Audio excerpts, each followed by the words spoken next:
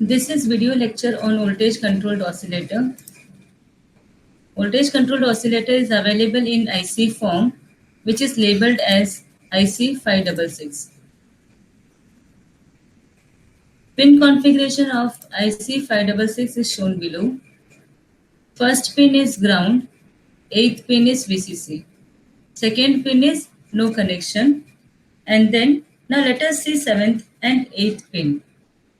A timing capacitor is connected to seventh pin. A timing resistor is connected to sixth pin. So both this timing capacitor and timing resistor determines the frequency of oscillation of output waveform. IC566 provides two output waveforms. One is square wave, which is obtained from pin number 3, and other one is triangular wave, which is obtained from pin number 4. Modulation input is given at pin number 5. And voltage at pin number 5 varies the frequency of output waveform. Functional diagram of IC566 is shown below. It consists of constant current source or sink, a buffer, a Schmitt trigger, and an inverter. A constant current source basically consists of an op-amp. So therefore, voltage at pin number 6 is same as voltage at pin number 5 due to virtual. Now let us consider voltage at pin number 5 is increased. So voltage at pin number 6 also increases. That is, voltage at this particular node is increased. Therefore, current flowing through RT decreases, and hence same current flows through capacitor CT. Therefore, frequency of oscillation of output waveform is also decreased. Now next, let us see Schmitt trigger. So Schmitt trigger is designed in such a way that its output varies between 0.5 VCC to VCC. We know that Schmitt trigger is basically a comparator in which input voltage is compared with two thresholds. One is lower threshold voltage, the other one is upper threshold voltage. So here, let us assume RA, RB to be equal. If they are equal, then voltage at this particular node will be half of the voltage available at the output terminal of Schmitt trigger. So let us consider when voltage at output of Schmitt trigger is 0.5 VCC.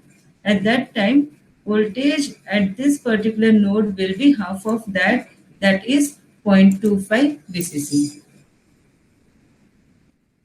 0.25 VCC.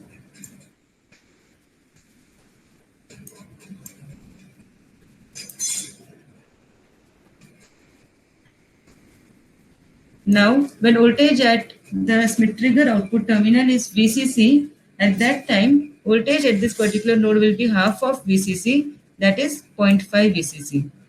So it is 0.5 VCC. Hence, these two voltages are called as threshold voltages. One is lower threshold, the other one is upper threshold. So 0.25 VCC is lower threshold, 0.5 VCC is upper. Initially, voltage across capacitor is 0. So this 0 voltage is available at the inverting terminal. So 0 voltage is compared with the voltage available at this particular node. So voltage available at this particular node may be a lower threshold voltage or a higher threshold voltage. But whatever the threshold voltage is, 0 is compared with a positive voltage. So voltage given to inverting terminal is lesser, therefore output is high. So now output is high, that is VCC, and a portion of VCC is taken and given to the non-inverting terminal. Therefore, voltage available at this point will be now half of this, that is 0.5 VCC. So now voltage available is 0.5 VCC at this time instant. It is 0.5 VCC. Now, this is VCC, same VCC high voltage is given to this block, and hence this block will act as constant current source, thereby providing constant current to the capacitor, and capacitor starts charging. Now capacitor charges, voltage across capacitor slowly increases from 0, and we can see that same voltage is available at pin number 4. So here capacitor starts charging. Now charging takes place linearly because a constant current flows through the capacitor. Therefore, it charges linearly. Now, when voltage across capacitor reaches 0.5 VCC, because here voltage now is 0.5 VCC. Therefore, when voltage across capacitor reaches or just crosses 0.5 VCC, at that time we say that voltage at inverting terminal is greater, therefore output will change from high to low. And here we have seen voltage across capacitor just crosses 0.5 VCC. So here it just reaches 0.5 VCC. 0.5 VCC. As soon as it just crosses, output changes to low, and low voltage is applied to this block, which will act as current sink, and thereby capacitor starts discharging now. So capacitor is now discharging. So from 0.5 VCC it starts discharging.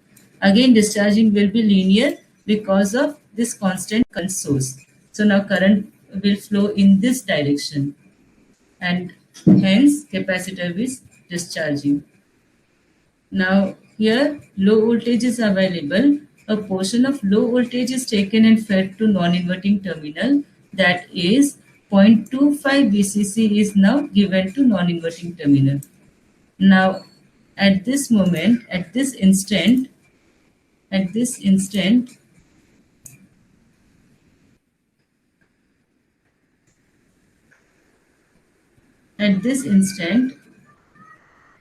voltage available at this node is 0.25 VCC and capacitor is discharging.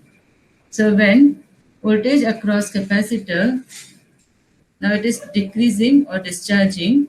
So now voltage across capacitor, as soon as it goes below 0.25 VCC, as soon as it goes below 0.25 VCC, so voltage given to inverting is lesser, therefore output will change from low to high.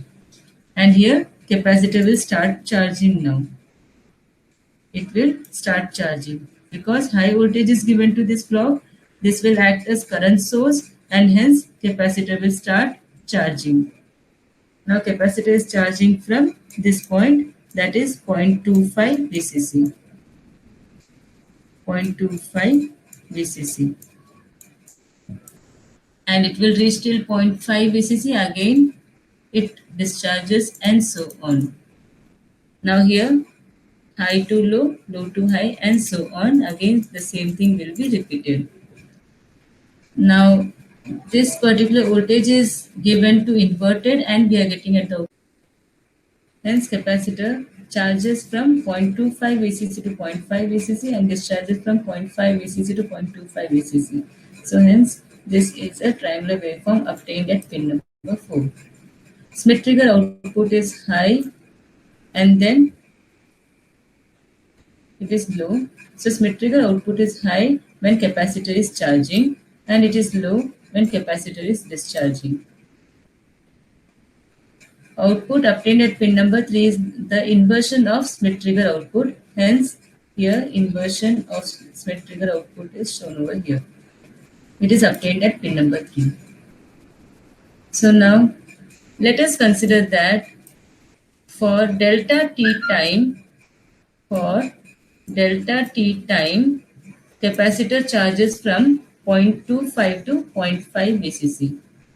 And let us consider that this is again delta t. So for delta t time, capacitor discharges from 0.5 VCC to 0.25 VCC.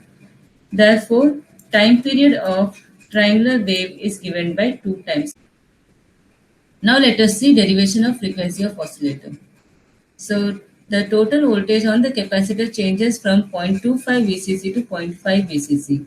Here we have seen capacitor charges from 0.25 VCC to 0.5 VCC in delta t time.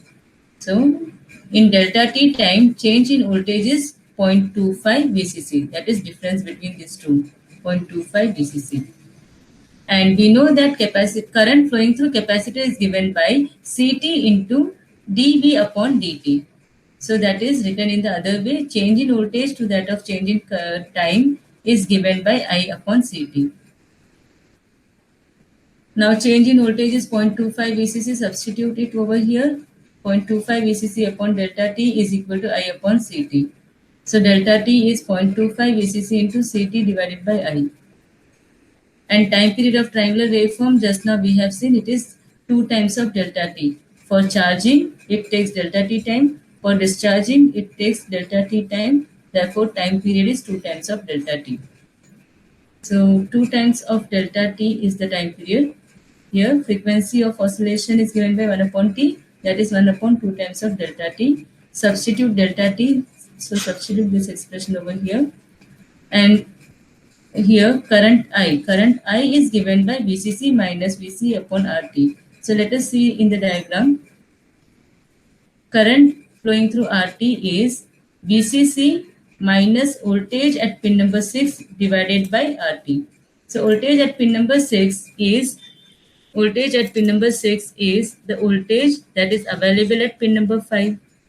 So voltage available at pin number 5 is VC. So voltage at pin number 6 is VC. So therefore current flowing through RT is given by VCC minus VC divided by RT. And hence same current flows through capacitor. So here I is given by VCC minus VC upon RT. Now VC is the voltage available at pin number 5, just now we have seen. And hence F0 is given by, substitute I in the expression, we get F0 as 2 times of VCC minus VC divided by CT RT VCC.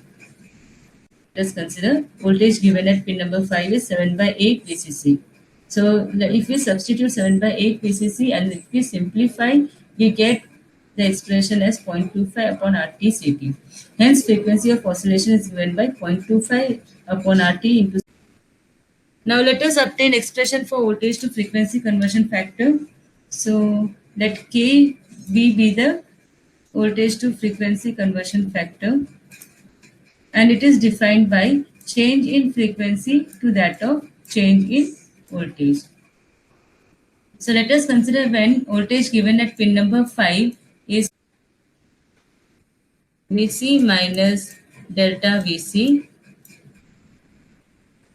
So when voltage given at pin number 5 is VC minus delta VC, at that time frequency of oscillation obtained at the output waveform is F1.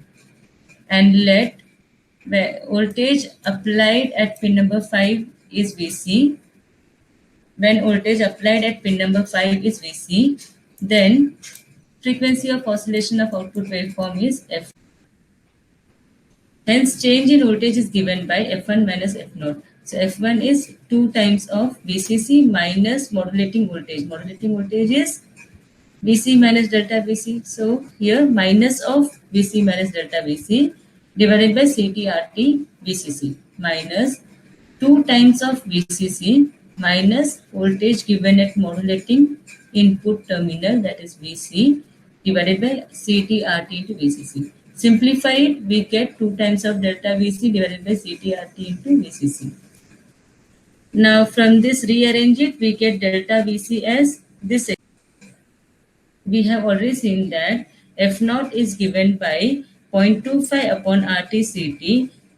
Okay, so let us use that expression. From this, voltage to conversion factor is given by delta F0 upon delta VC, that is 8 times of F0 upon. Hence, we have obtained expression for voltage to frequency conversion. Now let us see applications of IC 566 as frequency modulator. IC 566 is taken. VCC is connected to pin number 8. Pin number 1 is grounded. Timing resistance is connected to pin number 6. Timing capacitor is connected to pin number 7. Output is taken from pin number 3, which produces a square waveform. Modulating signal is given as input to pin number 5 through a capacitor C1.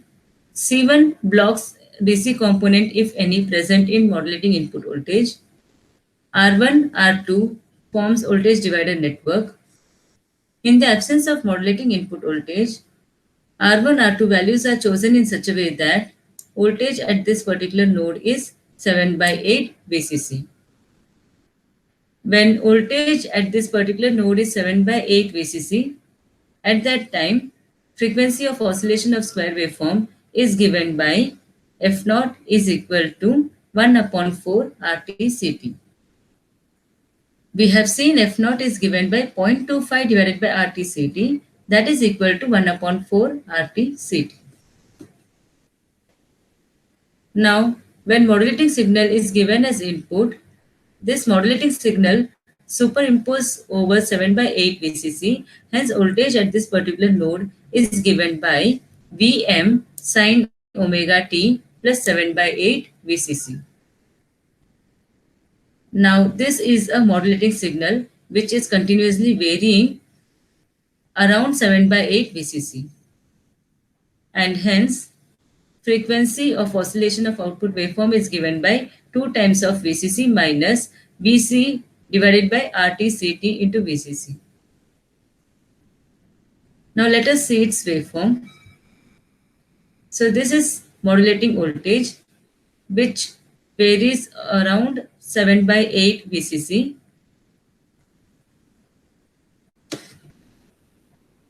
As amplitude increases, we can see that frequency decreases. Let us see the expression. This is the expression where Vc is modulating signal. So here, as modulating signal voltage decreases, frequency. As modulating voltage increases, frequency decreases. So here, increase in modulating voltage results in decrease in frequency, and then decrease in modulating voltage results in increase in frequency. Hence, we have obtained frequency modulator output using IC 5.